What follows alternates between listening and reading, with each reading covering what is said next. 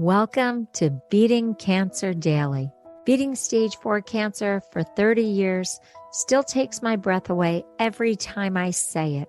I'm Saren, founder of the Comedy Cures Foundation, and I hope you'll join me for just a few minutes daily for the next 365 days so we may laugh, learn, maybe cry a little as we live our best days beating cancer daily together.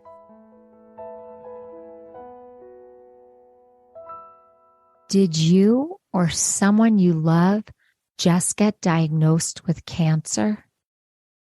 I remember that day, and I get called and I get written to every single day with friends, friends of friends, colleagues, friends of colleagues, friends of family, family members, saying, I just heard that I have cancer, or I just heard that someone I love has cancer. So I help people every single day get through the worst time of their life. And I'm telling you that it gets better. I know that's crazy because we're all so scared of cancer treatment. But I truly believe that the first 24 hours, 48 hours, week, month, whatever it is that it takes you to get your plan in order for how you're going to approach your cancer treatment, whatever it is, even if you decide that you're not going to do cancer treatment, I have no judgment in what path you choose. Traditional, holistic, a combination of both, no judgment. But until you make your decision of how you're going to proceed and what your team is going to be, this is living HELL. And I hold people's hands through it, and I'm telling you, it gets easier. I know that sounds ridiculous because we all have fear of potentially losing our hair, or having surgery, or having anesthesia, or having radiation, or doing chemotherapy. I get it. But at least there's a plan that you can make decisions on and take action or not take action, and then discuss the emotional and physical ramifications of that. But when you're just living in this abyss, this quicksand of, I have cancer, and you hear it in your head in the most horrible way. And you can listen to another podcast episode that I did called The Cancer Voice, because that's exactly what it sounded like for me when I was told I had cancer. So let's just back up a little bit. I remember one night, a person called me on my cell phone, and I was shocked that someone had my cell phone because I really save it for family. And this man was very, very upset, partially crying, and he could barely get out the words that he just found out that his wife had advanced cancer. And they had a bunch of kids. They were a young couple. And I said to him that I know this is such a terrible moment. Everything I just said to you, I promise you, this is the worst. Let's just get a plan in place, and I promise you it gets easier. And so he kept talking to me, and I asked him, how he got my phone number. And he said, well, I called my rabbi because I wanted to seek guidance for why this happened and what I should do and how I could support my wife. And my rabbi didn't even stop to help me. He just gave me your cell phone number and said, call Saren. He didn't even explain. He just said, call Saren, and Saren will help you. Anyway, I helped this gentleman through this conversation. What I asked this gentleman was, tell me about your family. Tell me about your marriage. Tell me about your wife. Tell me about your life. And so he started to talk about it. And as soon as he started to talk to me about it, you could see the fear of cancer releasing because he was focusing on something else. But once I learned more about him, I could understand the best way to help him. And what I said was, you're going to dance with your wife at your children's bar mitzvahs, and you're going to watch them get married, and you're going to dance at their weddings, and we're going to get you through this. Now, most people don't say that on the first night that somebody is diagnosed with advanced cancer. But what I found is that if you can show someone a life beyond cancer, then they can start to imagine a life beyond cancer. And when you're diagnosed and you don't have a plan, it's really hard to think of anything else except dying from cancer. I also did an episode called Your 2020 Cancer-Free Vision. It's episode 1, actually. And it works in an amazing way to get you out of the stranglehold that cancer has on you when you're diagnosed. It really does feel like emotional, physical, and mental quicksand. But I guarantee you, it's the worst part. We're going to laugh again. We're going to dance again. And we're going to have a life outside of cancer treatment. But the best thing to do is to get your first opinion, get your second opinion, and make the plan that feels right for you. If you can do that, then we can start to anchor and build your life outside of cancer treatment, which can be full and abundant. And I'm not sugarcoating or putting on rose-colored glasses about cancer treatment. I'm just telling you that the feeling that you have no roadmap, no team, is the worst part of this thing, in my opinion.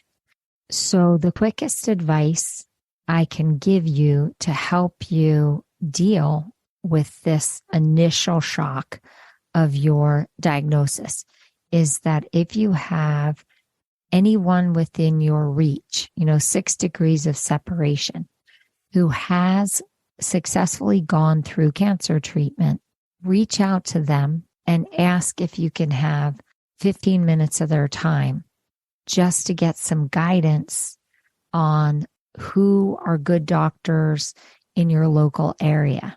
If you don't have someone within your inner circle that's had cancer or knows someone that's had cancer, then you should definitely reach out to one of your local cancer organizations, one of the social support groups. There's Cancer Care, there's Gilda's Club, there's your local hospitals, cancer support groups. There's so many, and they're very individualized ones too, depending on what cancer you're diagnosed with. And a lot of them have social workers and outreach teams or survivor mentors that they can connect you with. It's really good to have someone that's been at this rodeo before to help guide you to at least getting your first doctor's appointment and then your second opinion. Once you get into the cancer universe at a hospital or facility, then they have support systems built in to that. Social workers and dietitians, nutritionists, patient navigators that you can speak to. And I just mentioned patient navigators.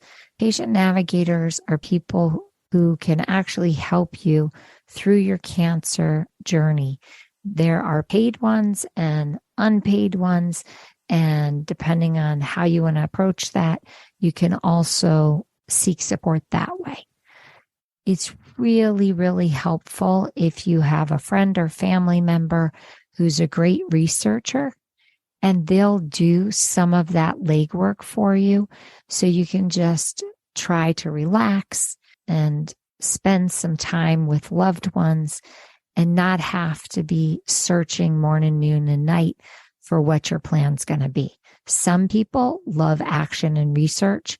I was one of those people, so I wanted to do it, but I had a really good friend named Elise, who was a professional journalist, and she really stepped in to help me build my plan. So I wasn't all alone in the process, even though I was a single mom going through a divorce.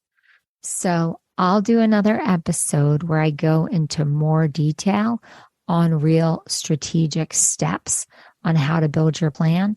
But I just really wanted this episode to be for people who get diagnosed and they're really terrified and they just need to hear that it's okay to be terrified and to know that it does get easier once you have a plan. So the gentleman that I told you, the complete stranger who called me to tell me his wife had been diagnosed with advanced cancer, well, let me tell you that it's been many, many years since that phone call.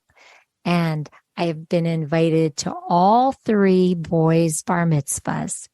And I got the benefit and the joy to watch them celebrate with their children. And I also am waiting for the first wedding invitation.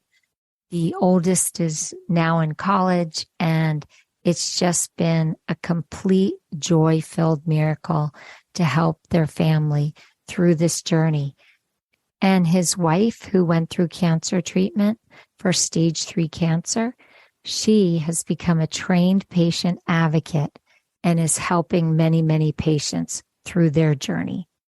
I just wanted to share that with you because it's such a full circle moment for me to see a family that I helped now going on to help so many other people. So I would love, love, love to hear how you're putting your plan together, what suggestions you had, and what you did to help yourself cope through, or someone you love cope through the initial stages of your diagnosis before you had your treatment plan. I learned from you too, and we can share this with the world.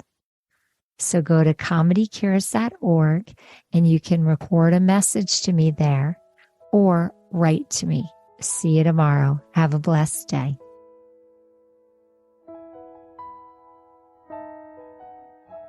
It was so great connecting with you today. If you'd like to connect more, go to comedycures.org and check out the Beating Cancer Daily membership levels. It is so fun to meet up with all of you at our many different events. We have live virtual Q&A sessions with me.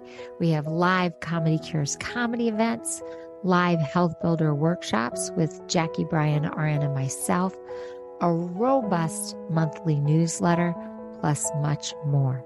So just go to comedycures.org and look for the membership level that feels right for you.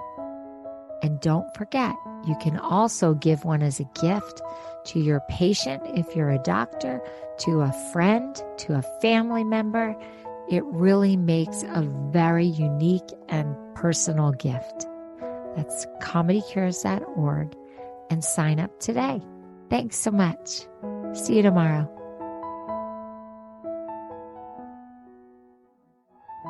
Guess what time it is? It's time for me to read the disclaimer. Beating Cancer Daily and the Membership Circle are not in lieu of medical advice or treatment. They are for entertainment purposes only. Please consult your healthcare team to review your best strategy. Thanks for listening.